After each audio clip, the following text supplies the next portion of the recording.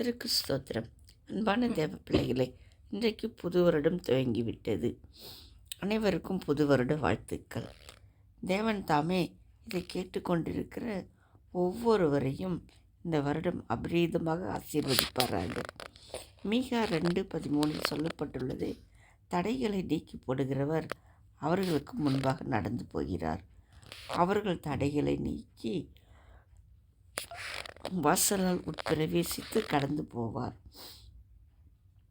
போவார்கள். அவர்கள் ராஜா அவர்களுக்கு முன்பாக போவார். கர்த்தர் அவர்கள் முன்னணியில் நடந்து போவார் என்று எழுதியிருக்கிறது. பிரியமானவர்களே, இந்த வருடம் முழுவதும் தடைகளை நீக்கி போடுகிறவர் உங்கள் எல்லா காரியத்திலும் முன்பாக செல்வார். அதுவும் நடந்து செல்வார் என்று எழுதியிருக்கிறது. இதை அப்படியே இந்த வருட வாக்குத்தத்த வசனமாக விசுவாசிப்போம்.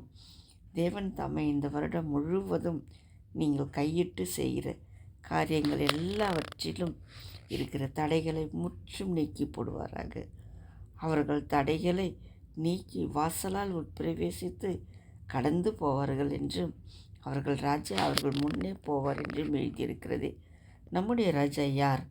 நம்முடைய இயேசுதானே. அவர் நமக்கு முன்னே நடந்து போனால் அவருக்கு முன்பாக எந்த தடையும் நிற்காதே. அவருக்கு முன்பாக ஏதாவது தீங்கு வரக்கூடுமா? வராதே. அவரை தாண்டி தானே வர வேண்டும். அவரை தாண்டி நம்மை தீங்குகள் தொட விடுவாரா அவர்? ஆதலால் தேவ பிள்ளைகளே, இந்த வசனத்தை விசுவாசித்து அப்படியே ஏற்றுக்கொள்ளுங்கள். எங்கள் இயேசுவே இந்த வருடத்தில் ஒவ்வொரு நாளும் ஒவ்வொரு நொடியும் எங்களுக்கு முன்பாக சென்று இந்த வருடம் முழுவதும் நாங்கள் எல்லாவற்றிலும் வெற்றி பெற உதவி செய்யும். தீங்கு எங்களை அணுகாதபடி எங்களுக்கு முன் நீர் சென்று எங்களை பாதுகாத்து கொள்ளும் என்று ஜெபியுங்கள்.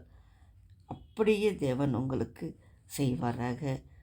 தேவன் தாமே உங்களை ஆசீர்வதிப்பாராக. ஆமீன். ஹல்லேலூயா.